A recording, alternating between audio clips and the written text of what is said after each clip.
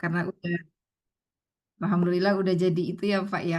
Kalau di Sudah di jadi habit ya. ya alhamdulillah. Kalau yang ini Pak, karena kemarin saya tuh banyak traveling, lagi ada tugas-tugas gitu, jadi Eh, yang mau tidur tuh kadang-kadang udah ketiduran duluan, kecapean. Iya, Cuma saya mencoba ini Pak, yang apa, kuantum, kok jadi lupa. samping. Ya, quantum Eh, jumping, itu Masya Allah. Karena waktu yang malam itu saya itu eh, terlempar gitu ya Pak. Jadi itu mm, nggak sempat melihat, ya, tidak sempat menyimak materi yang terakhir. mm, Nah, saya mendengarkan recordingnya. mm, Nah, itu saya coba membayangkan apa yang saya inginkan gitu ya Pak ya di masa mm, depan. Nah, itu jadi pengantarnya Pak Kurnada itu kan sangat membantu sih kalau menurut saya gitu ya, membantu mengkondisikan, apa, pertama memunculkan rasa bahagia gitu ya Pak ya kemarin tuh mm, ya. Rasa bahagia lalu rasa itu saya bawa, eh, kemudian saya bayangkan apa yang saya inginkan. mm, Nah, itu tuh eh, enak banget gitu ya. Maksud saya gimana ya? Eh, itu kondisi ideal yang sangat saya harapkan. Meskipun itu untuk orang lain gitu ya Pak, untuk anak misalnya yang waktu itu ya, mm, saya mm, bayangkan untuk anak, kemudian sayanya juga ada di situ gitu. mm. Jadi itu senang banget, enak banget sih kalau saya ngerasanya justru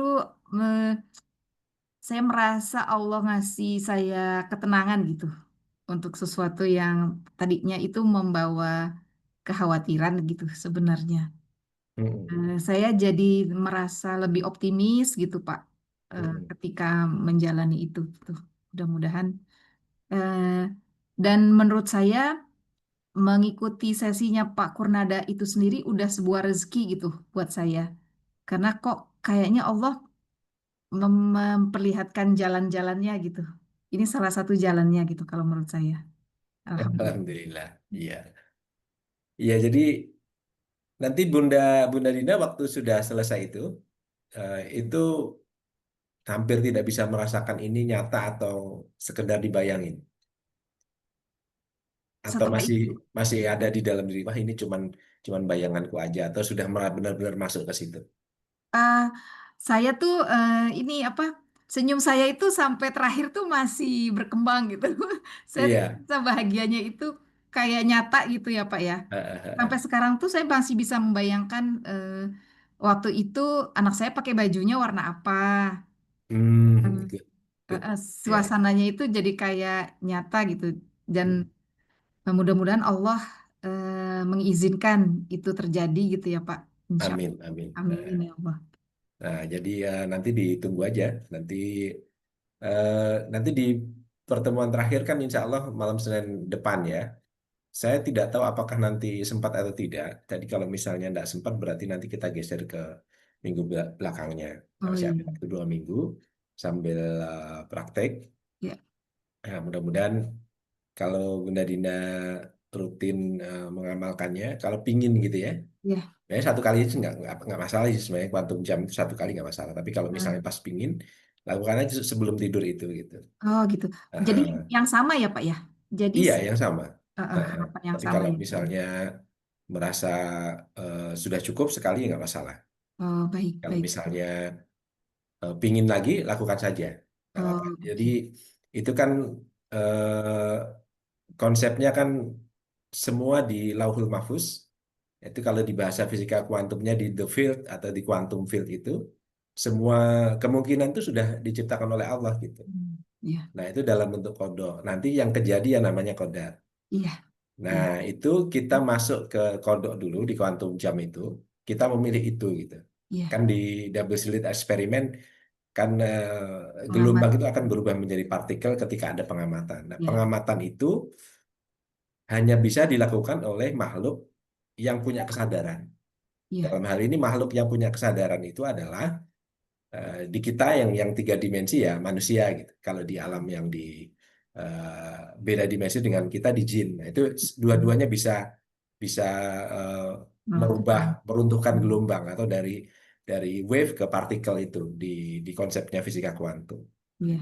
Kenapa? Karena dia punya high order thinking, punya Hmm. kemampuan berpikir, kemampuan niat, dan punya hubungan antara otak dan jantung atau otak dan hati. Kalau sebutannya hati, tapi sebenarnya organnya jantung. Nah, Iya. jadi kelebihan kita itu kenapa kita disebut makhluk yang paling sempurna, sebenarnya itu kita ditempelin kemampuan untuk bisa merealisasikan sesuatu yang ada di dalam imajinasi kita. Nah, karena imajinasi kita itu sebenarnya sudah ada dalam himpunan imajinasinya gitu.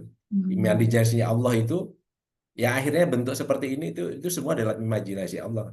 Nah, sebagiannya ada di dalam imajinasi kita. Iya, Nah, iya. imajinasinya Bunda Dina dan saya pasti beda gitu. Makanya kalau misalnya eh, punya pemahaman ilmu yang sama, nanti capaiannya, targetnya, misalnya target-target finansial, saya dan Bunda Dina pasti akan beda. Karena memang Hmm. tiap orang itu Iya. jalur Iya. jatah rezekinya masing-masing gitu. Nah, yang kita lakukan adalah kita tuh bisa mengoptimalkan itu gitu. Karena kita punya pemahaman.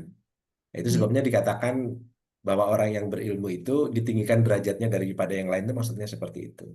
Iya. Itu sebabnya perlu pemahaman itu. Nah, insya Allah malam ini kita akan lengkapi Amin. pemahaman-pemahaman itu. Kita masuk ke connecting to God, bahwa sebenarnya kita ini adalah tidak lebih adalah hologramnya gitu. Kalau di Hmm. dalam fisika kuantum dikatakan bahwa eh, semesta ini sebenarnya hanya hologram saja atau holographic universe. Nah, sebenarnya kalau di dalam petuah-petuah leluhur-leluhur kita dulu itu, kalau di Jawa disebutkan bahwa apa itu kita ini hidup di dunia ini hanya sekedar bayangan saja, hanya wayang saja. Artinya ada dalang yang mengendalikan kita. Nah, itu kan mirip konsepnya dengan holographic universe tadi. Jadi Hmm. kita ini sebenarnya tidak hidup sendiri, tapi adalah sesuatu yang dimainkan dari sananya, gitu, darinya gitu. Nah, kita akan pahami itu supaya kita memudahkan hidup kita, bagaimana kita merespon kehidupan kita. Baik, kalau Pak Kur, boleh ya, nanya sedikit nggak, Pak? Saya boleh tuh boleh, masih ada silakan. sedikit bingung tentang itu, Pak. Yang apa prinsip nomor 4 itu, Pak, bahwa pengamat itu tidak boleh terlalu apa Melekat. gitu. Itu tuh jadi setelah kuantum Jam. jumping, Mhm. nah itu jadi setelah itu apakah bagaimana sih Pak aplikasinya yang tidak terlalu melekat itu? Iya, setelah kuantum jam itu kan kita sudah membayangkan ada di posisi itu yang Ya. kita inginkan. Habis itu ya sudah, lepaskan saja bagaimana nanti terjadinya, bagaimana caranya itu biar Allah yang atur gitu, bukan kita. Nah, kalau Oh, kalau terlalu diingat-ingat, makanya saya bilang sebenarnya satu kali aja cukup. oh, Kecuali ada dorongan kuat dari dalam diri Budina, dalam hatinya Budina, itu untuk melakukan lagi, oh, baik, supaya tidak melekat tadi. oh, baik. Nah, takut saya kalau diulang-ulang, nanti malah melekat. Hmm. Supaya kasarnya begini nih, kita tahu alat itu, tetapi sebenarnya harus dilakukan dengan tulus. Jadi tool Oh, itu harus dilakukan dengan tulus. Nah, tapi kalau tools sudah dimanipulasi untuk mendapatkan hasil kan berarti tidak tulus tuh. Nah, ketika kita tidak tulus untuk melekat untuk mendapatkan hasil, maka yang terjadi yang hmm, prinsip 4 itu. Kita oke. terlalu melekat, kalau di dunia kuantum disebut sebagai quantum Zeno effect. Ya, Nah, ya, itu dia. baik, baik. Makanya eh, eh, konsep melepaskan itu seperti itu. Ya, ya, Dilepaskan kalau kita sudah quantum jam, sudah misalnya Bunda Dina seperti sudah nyata, sudah benar-benar merasakan dengan sensasi rasa, bau, warna, bahkan sampai ininya kelihatan, teringat tadi kan. Nah, itu ya. berarti masuk tuh. Hmm. Kalau misalnya nggak ada dorongan dari hati untuk melakukan lagi, ya nggak usah gitu. Oh, iya, baik. Kalau misalnya ada dorongan untuk melakukan lagi, ya nggak apa-apa, lakukan gitu. Nah, saya biasanya cara membantu saya adalah dengan berdoa setelah quantum jam. Jadi Hmm. quantum jamnya, ada orang-orang yang tidak pandai quantum jam, Bu Dina, termasuk saya. Saya itu Iya. tidak pandai untuk membayangkan yang sedetil Bu Dina gitu. Agak ada orang-orang tertentu yang tidak bisa. Cara ngakalinya adalah dengan berdoa. Doanya dengan cara yang saya sampaikan kemarin. Terima kasih ya Baik. Allah Terima kasih ya sudah. Allah. Nah, terima kasih ya Allah sudah. Jadi begitu terus doa saya. Saya Ya. sekarang tidak berdoa meminta lagi. Terima kasih ya Allah sudah. Jadi di di dalam diri saya itu istilahnya itu isinya husnudzon terus gitu sama Allah, Iya. bersangka baik terus sama Allah. Dan ketika bersangka baik sama Allah berarti di Lauhul Mahfuz atau di the field atau di quantum field itu berarti kita sudah memilih kodok itu Iya, untuk iya. menjadi kodar kita. Oh iya. Nah, bagaimana terjadinya itu urusan Allah gitu. Allah ya. Ya. Apa Iya. strateginya supaya nggak melekat. Tawakalnya itu ya, Pak ya. Iya, tawakalnya seperti itu. Baik. Coba nanti dicoba doanya seperti itu. Misalnya Buni tadi apa misalnya? Membayangkan anaknya apa seperti apa gitu kan? Terima Iya. kasih ya Allah. Nah itu Hmm. Ya, sudah. saya mencoba itu juga sih. Ya seperti Setelah itu. pas, pas habis sholat. Karena kalau yang saya rasakan ya, tapi tiap-tiap orang kan beda ya. Yang saya rasakan kalau saya berdoa ya Allah mohon ini mohon itu ada getaran di vibrasi di dalam diri saya itu yang eh, mengharap tapi ini takut takut nggak kejadian gitu. Oh iya, iya, iya. Dikabulkan nggak ya gitu ya? Dikabulkan nggak ya gitu. Tapi kalau saya berdoanya terima kasih ya Allah sudah misalnya apa ya saya pingin misalnya berkunjung ke Masjidil Aqsa misalnya. Terima kasih ya Allah sudah memperjalankan saya dan istri saya ke Masjidil Aqsa misalnya seperti itu. Nah itu yang begitu saya melakukan itu plong saya gitu. Iya, iya. Nah, terserah nanti bagaimana caranya biar Allah gitu. Ya saya Iya, berdoanya terus itu nggak tahu kapan terjadinya. Saya menganggap itu sudah terjadi ya kan. Dan faktanya di Lahul Mahfuz itu sudah terjadi. Jadi yang sudah, yang belum, yang akan itu di Lahul Mahfuz atau di the field atau di quantum field itu sudah terjadi. Dan itu yang kita pemahaman itu yang kita pakai. iya, iya, Ya, Pak. begitu ya. Nah, makasih, Pak. Ye. Ada yang lain yang mau ditanyakan? Ada Mbak Nadia, ada Mbak Tika ya. Mbak Tika nih HC berapa ya? Ada Mbak Ningrum, ada Mas Aji.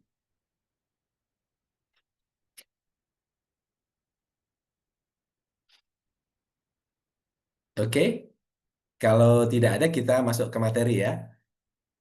Materinya malam ini eh, saya akan memperbanyak yang connecting to God supaya kita paham strukturnya. Nah, kemudian nanti di akhir saya akan ajarkan teknik sending love atau menebar cinta ke semesta. Kemudian saya akan ajarkan alpa telepati untuk perorangan dan untuk massal ya. Nah, mudah-mudahan nanti setelah paham ini teman-teman semua bisa mengutilisasi itu, memanfaatkan itu untuk menarik kebaikan dan menebarkan kebaikan, kebermanfaatan di semesta ini. Baik, sebelum mulai teman-teman, mari kita sama-sama berdoa pada Allah. Luangkan waktu kita untuk memohon Allah membimbing kita karena Allah yang membolak-balikkan hati, yang memberikan pemahaman. Nah, saya sekedar alat saja dan mudah-mudahan sebagai alat saya tidak eh, melebihi kapasitas saya sebagai alat dan mudah-mudahan Allah melancarkan pembelajaran kita malam ini. Berdoa mulai.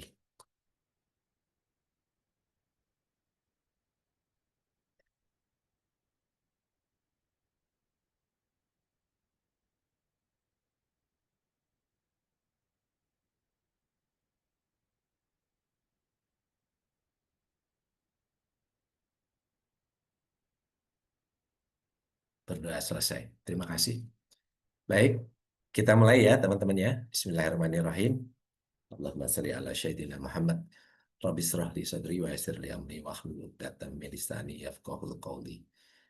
Eh jadi kita malam ini akan membahas connecting to God dan kemudian nanti connecting to others atau connecting people.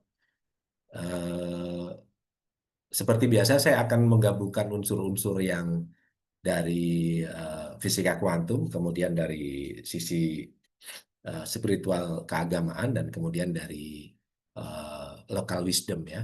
Dan sebagai disclaimer, teman-teman tidak perlu membentur-benturkan karena saya mengambil ini adalah ilmu gitu.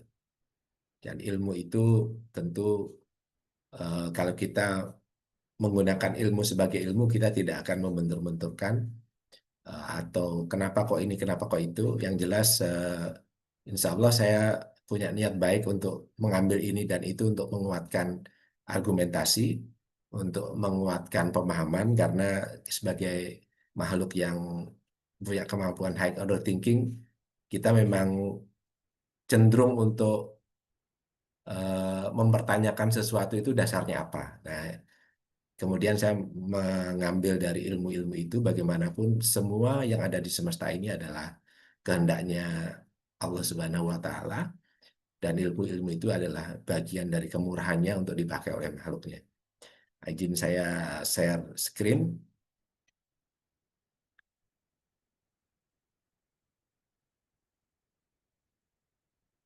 Jadi malam ini kita membahas tentang connecting.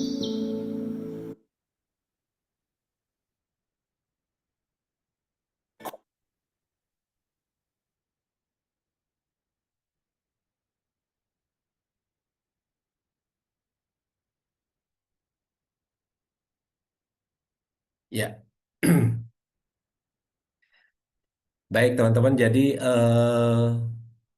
kalau di apa di e-course teman-teman kan kemarin waktu belajar mindful listening to God ini kan diajarkan untuk meminta atau mendengarkan Allah gitu kan, atau meminta petunjuk dari Allah. Nah, saya akan mulai dari 10 hukum alam semesta yang disampaikan oleh Eyang Sabdowaya. Jadi beliau mengatakan hukum nomor 7 ini tentang hukum keselarasan ilahi atau law of divine alignment. Jika kalian hidup selaras dengan misi jiwa kalian, maka rezeki datang tanpa banyak masalah. Jika tidak, maka bekerja sekeras apapun, rezeki itu seolah akan dipersulit. Jadi, teman-teman, kita ini sebenarnya punya bawaan lahir itu ahli di bidang tertentu, atau nyaman melakukan sesuatu di bidang tertentu.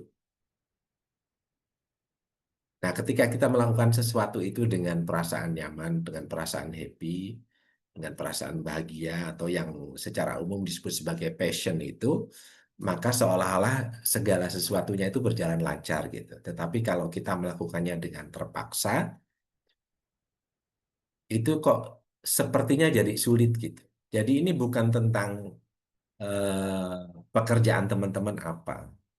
Ini tentang seberapa tulus teman-teman itu menjalani peran hidupnya teman-teman.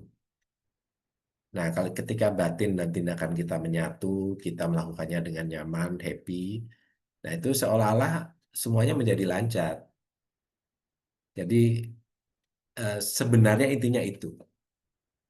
Nah, yang terjadi banyak orang yang belum menemukan passionnya atau merasa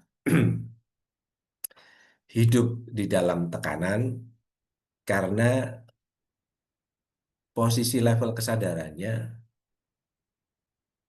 itu berada di posisi force atau di posisi yang didominasi oleh emosi-emosi negatif yang kemarin kita bahas di minggu pertama.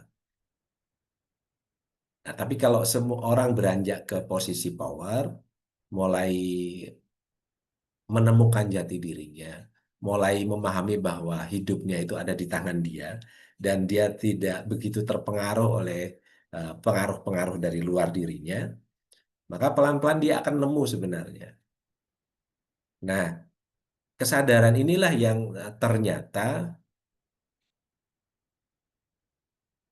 kadang-kadang meskipun orang itu melakukannya dengan atas nama passion, saya merasa ini passion saya, tetapi hidupnya ternyata tidak sebahagia yang kita kira. Dan itu yang terjadi sekarang, sehingga disebut sebagai krisis kesadaran modern. Nah, krisis kesadaran modern ini terjadi karena dunia sekarang itu berorientasi pada materi dan kepemilikan. Teman-teman kita diajarkan bahwa kesuksesan sekarang itu diukur dari harta, jabatan, dan pengaruh. Jadi kalau apa di perbincangan kita sehari-hari atau di kampung kita atau di komplek kita, kebanyakan orang mengukur sukses itu dari apa yang terlihat mata gitu. Hartanya seperti apa, jabatannya apa, pengaruhnya apa gitu kan. Nah, itu dianggap sukses. Yang kedua, ego. Ego itu membuat apa ya? Kita itu merasa terpisah dari orang lain, dari alam, bahkan dari Tuhan gitu. Karena kita mengidentifikasi diri itu berlebihan. Kita mengidentifikasi diri kita itu eh, terlalu fisikal banget gitu, berlebihan ya, dengan tubuh kita, dengan status sosial kita, atau dengan identitas tertentu. Nah, yang ketiga itu adalah adanya dualitas. Kita sering melihat dunia dalam kategori hitam putih, baik buruk, menang kalah, aku mereka. Ya, pola pikir ini menciptakan konflik, ketakutan, dan penderitaan.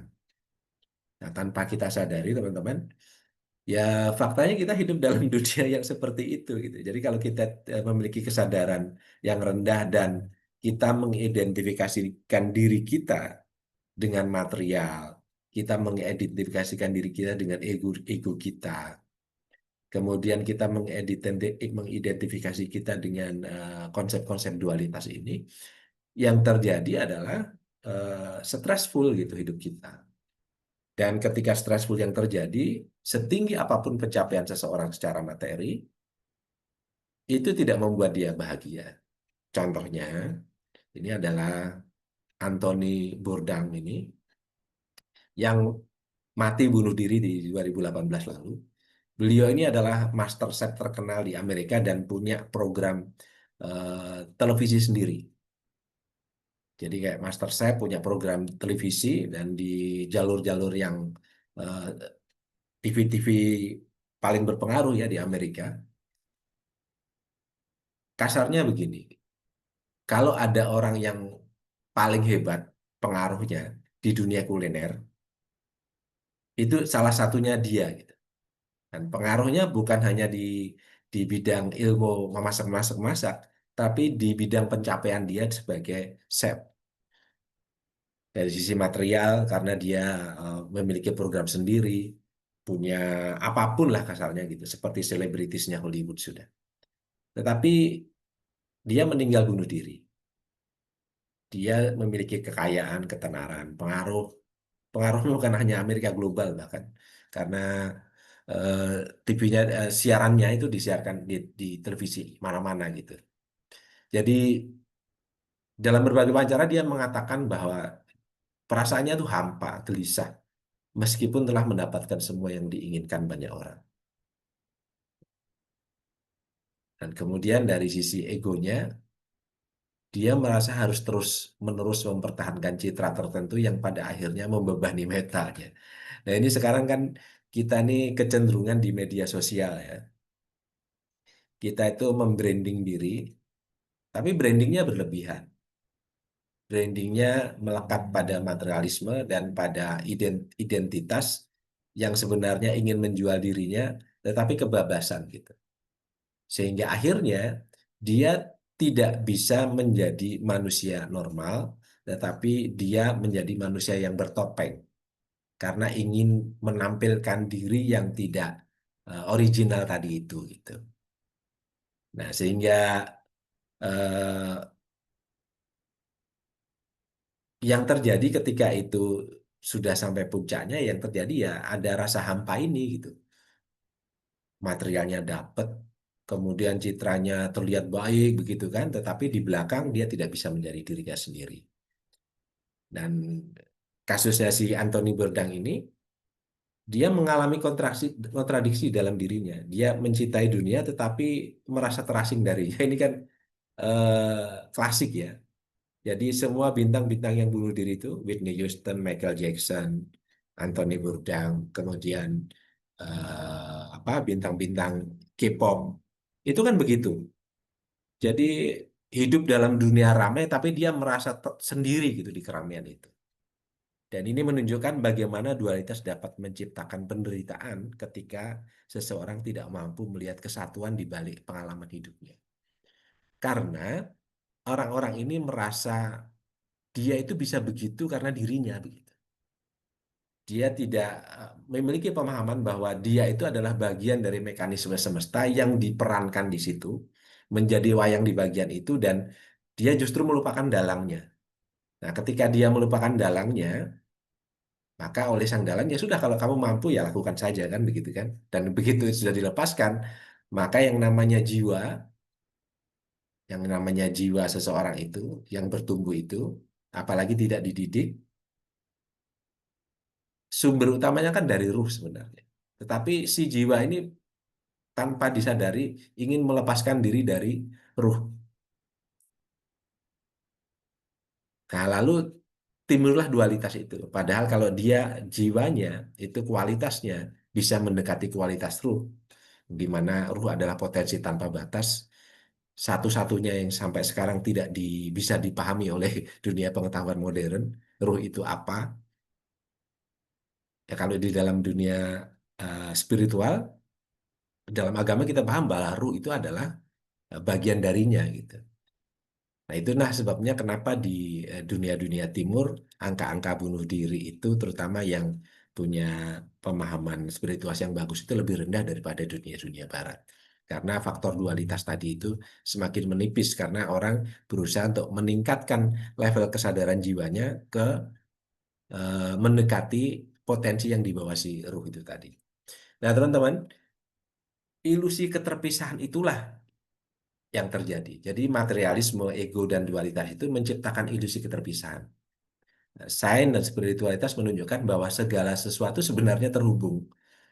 Ini yang sampai sekarang bahkan di dunia barat itu masih jadi perdebatan. Makanya ada istilah fisika klasik dan fisika kuantum.